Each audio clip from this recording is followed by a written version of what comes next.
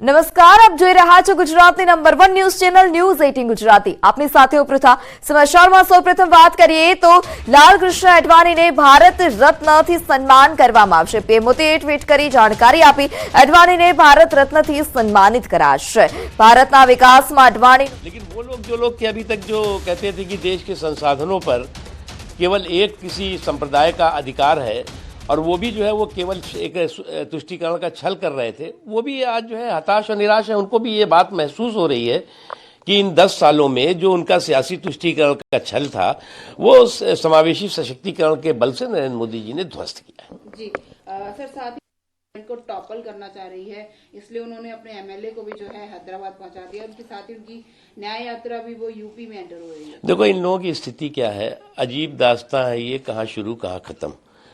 अब इनका जो सामंती जो है वो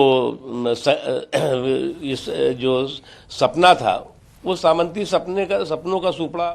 तो किरीट सोलंकी सांसद पर अपने साथे जोड़ाई चुक्या छे। किरीट भाई, न्यूज 18 पर आपનું સ્વાગત છે। લાલકૃષ્ણ અડવાણીને ભારત રત્નથી હવે સન્માનિત કરવામાં આવશે, આપની શું પ્રતિક્રિયા? ખરેખર આ ખૂબ જ આનંદના સમાચાર છે। શ્રી લાલકૃષ્ણ અડવાણીજી એ ભારતીય જનતા પાર્ટીના ખૂબ જ વરિષ્ઠ નેતા છે। પૂર્વમાં નાયબ વડાપ્રધાન તરીકે પણ એમણે ખૂબ જ સફળતાથી એને હોમ મિનિસ્ટર તરીકે દાયિત્વ નિભાવ્યું છે। જ્યાં સુધી ગુજરાત અને અમદાવાદનો સવાલ છે, અમદાવાદમાં સતત એમણે ગાંધીનગર સંસદીય ક્ષેત્રનું ખૂબ જ સફળતાથી પ્રતિનિધિત્વ કર્યું છે। અમારા સૌના આસ્થાના પ્રતીક છે, ત્યારે હું ભારત સરકારનો ખૂબ ખૂબ આભાર માનું છું કે શ્રી લાલકૃષ્ણ અડવાણીજીને જે ભારત રત્ન આપવામાં આવ્યું છે। મને લાગે છે આ લાલકૃષ્ણ અડવાણીજીનું તો સન્માન છે, પરંતુ સમગ્ર દેશવાસીઓનું સન્માન છે। જી કિરીટ ભાઈ, આપ અમારી સાથે જોડાયા તે બદલ આપનો આભાર। તો લાલકૃષ્ણ અડવાણીને ભારત રત્ન આપવામાં આવશે। પીએમ મોદીએ સોશિયલ મીડિયા સાઇટ એક્સ પર આ જાણકારી આપી છે। અડવાણીને ભારત રત્નથી સન્માનિત કરાશે। ભારતના વિકાસમાં લાલકૃષ્ણ અડવાણીનો મોટો ફાળો છે તેવું પણ પીએમ મોદીએ એક્સ પર ટ્વીટ કરી અને માહિતી આપી છે।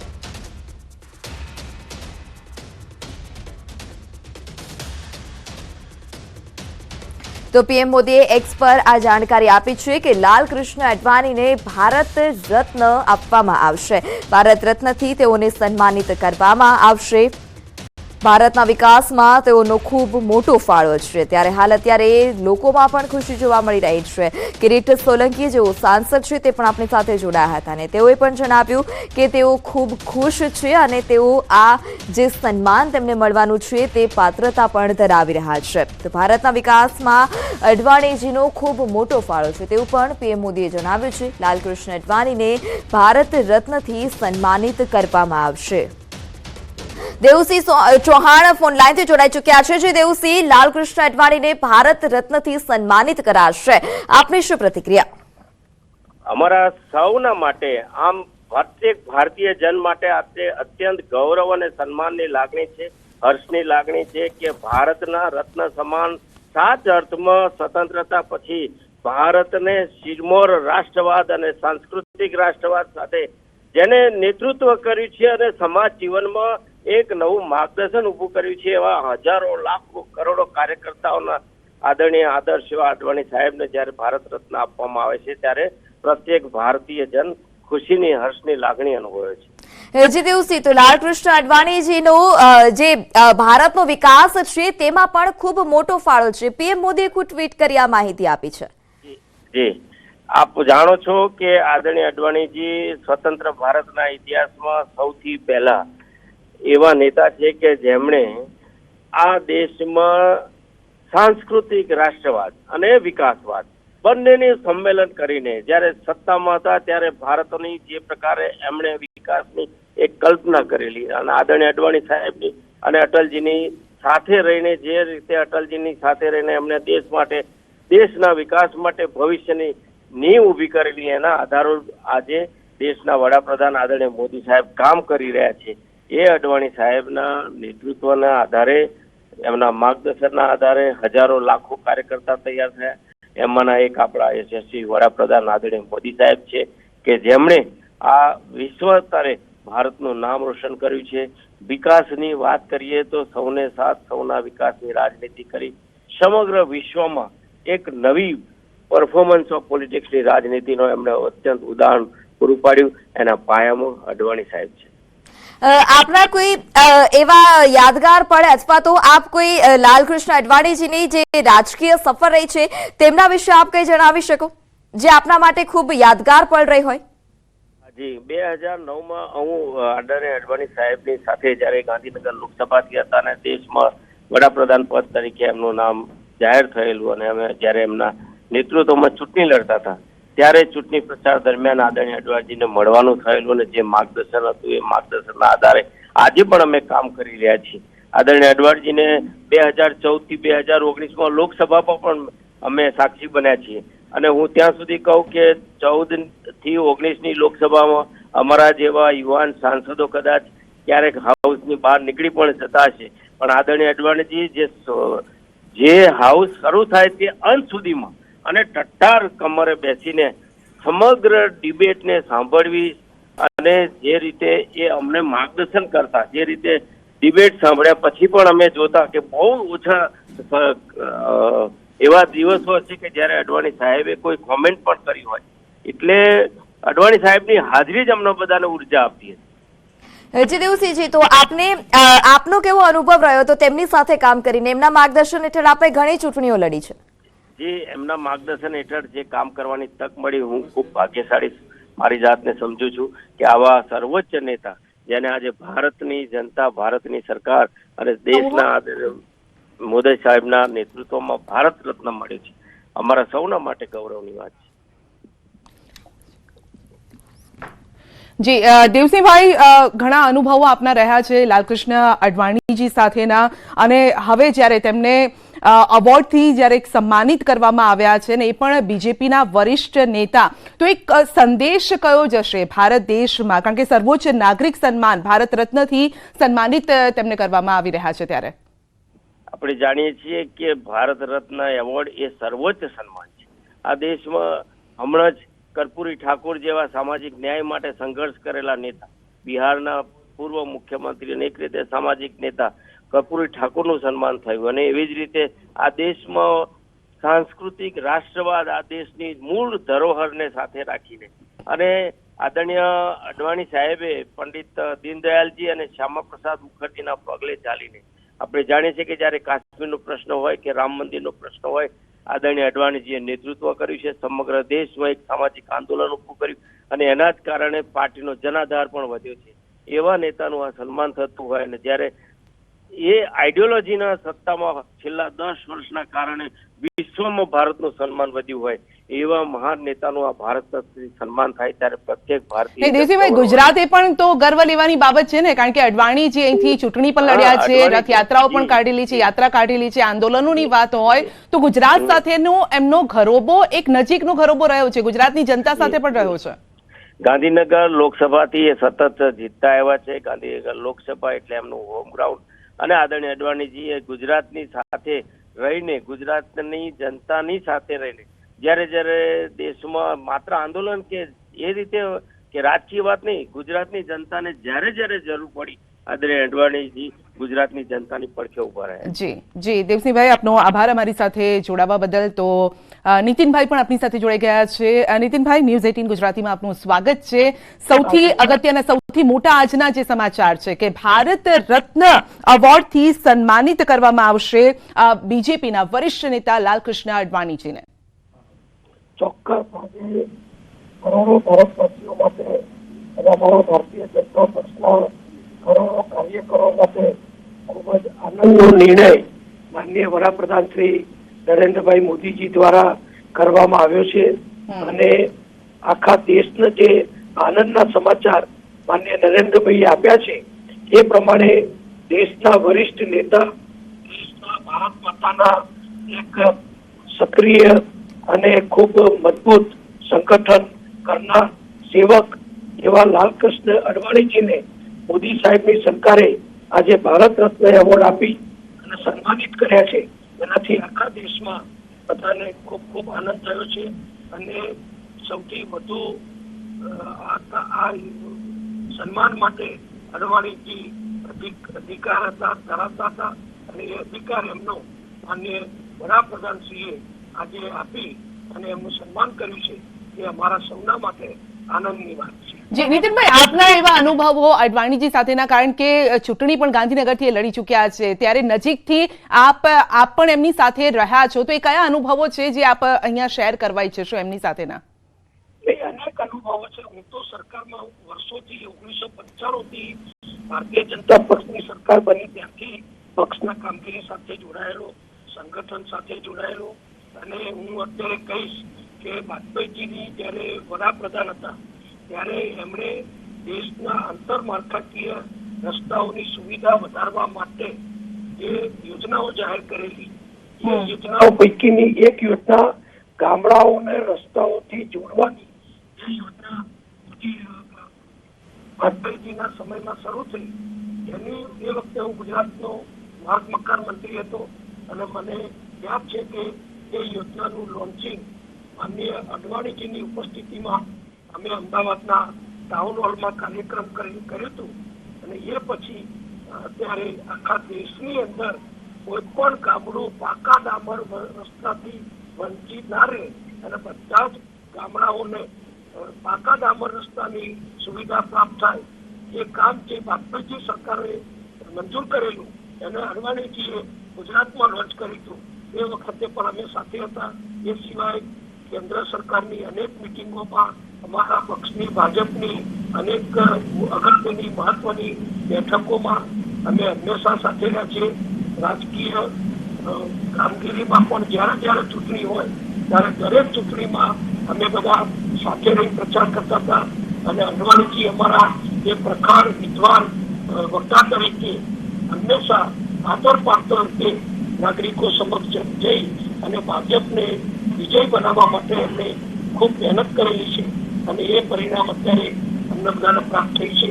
આ બધું જ જે પાયો નંખાયેલો એ પાયો આજે એક ઇમારત તરીકે મોદીજીના નેતૃત્વમાં આખો દેશ માણી રહ્યો છે, એનો અમને આનંદ છે. જી બિલકુલ, નીતિનભાઈ અમારી સાથે જોડાવા બદલ. પરંતુ અહીંયા મોટી વાત એ પણ છે કે જ્યારે રામલલ્લા મંદિરમાં વિરાજિત થઈ ગયા છે, રામલલ્લાની મૂર્તિ સ્થાપિત કરવામાં આવી છે અને સુંદર ભવ્ય મંદિર તૈયાર થયું છે, તો એની પાછળ એક ફાળો લાલકૃષ્ણ અડવાણીજીનો પણ છે. કારણ કે એ જે યાત્રા તેમણે શરૂ કરી હતી એ પણ ગુજરાતથી શરૂ કરવામાં આવી હતી. ભાજપની યાત્રાની કમાન તે સમયે લાલકૃષ્ણ અડવાણીજીએ સંભાળી હતી અને તેમને સોંપવામાં આવી હતી. 25 સપ્ટેમ્બર 1990ના રોજ સોમનાથથી યાત્રા શરૂ કરવામાં આવી હતી અને યાત્રામાં બીજેપીના આજના જે નેતાઓ છે, રાજ્યના નેતાઓ છે, તે પણ તેમની સાથે જોડાયા હતા. નરેન્દ્ર મોદી પણ તેમની સાથે ખભેથી ખભો મિલાવીને તેમની સાથે રહ્યા હતા તે સમયે પણ. તો 30 ઓક્ટોબર 1990ના રોજ એ યાત્રા પૂરી થઈ હતી. તો રામ જન્મભૂમિ આંદોલન દરમિયાનની રામ રથની યાત્રા સમયે પણ મોટો ફાળો લાલકૃષ્ણ અડવાણીજીનો રહ્યો છે. તો ગુજરાત સાથે કનેક્શન, ગાંધીનગરથી તેઓ સાંસદ પણ રહી ચૂક્યા છે અને ગાંધીનગરના લોકોનો પ્રેમ હંમેશા તેમને મળ્યો છે. ગુજરાતના લોકોનો તેમને પ્રેમ મળ્યો છે અને જ્યારે હવે તેમને ભારત રત્નથી, સર્વોચ્ચ આ જે રત્ન છે તેનાથી સન્માનિત કરવામાં આવી રહ્યા છે, ત્યારે તેમણે પણ ખુશી વ્યક્ત કરી છે. તો લાંબા સમય સુધી તેઓ સાંસદ રહ્યા હતા. તેમનો જન્મ 1927ની સાલમાં નવેમ્બર મહિનાની 8મી તારીખે થયો. ભારતીય રાજનીતિના પીઢ નેતા માનવામાં આવે છે. એવું નથી કે ફક્ત બીજેપીના જ નેતાઓમાં તેઓ સન્માન ધરાવતા હોય, પરંતુ અન્ય પાર્ટીના નેતા પણ તેમને એક સન્માનપૂર્વક જોવે છે, આદરપૂર્વક તેમને જોવે છે. તો હાલમાં લોકસભામાં તેઓ, આપને જણાવી દઈએ કે લોકસભાની ચૂંટણી પણ તેઓ ગાંધીનગરથી લડી ચૂક્યા છે. એટલે ગુજરાત સાથેનો જે ઘરોબો છે એકદમ નજીકનો તેમનો ઘરોબો રહ્યો છે. ગુજરાતના લોકોનો પ્રેમ તેમની સાથે રહ્યો છે. એ પછી આંદોલનોની વાત હોય, રામ રથયાત્રાની વાત હોય કે ચૂંટણી લડવાની વાત હોય, ગુજરાતના એક એક નેતાને તેઓ ઘણી નજીકથી તેઓ ઓળખે છે.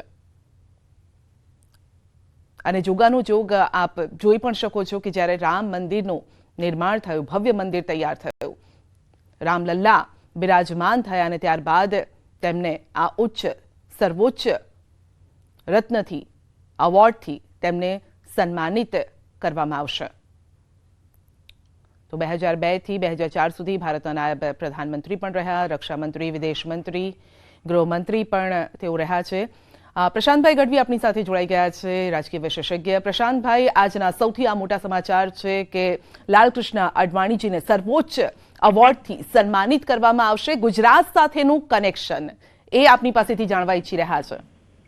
બિલકુલ, સૌથી પહેલા ભાજપ રત્ન અને હવે આ ભારત રત્ન બે રાય દિવસ થાય, પણ ડેફિનેટલી ભારતીય જનતા પાર્ટીના પ્રાણ પ્રતિષ્ઠા, પ્રાણ મૂર્તિ સમાન એવું વ્યક્તિત્વ અડવાણીજી.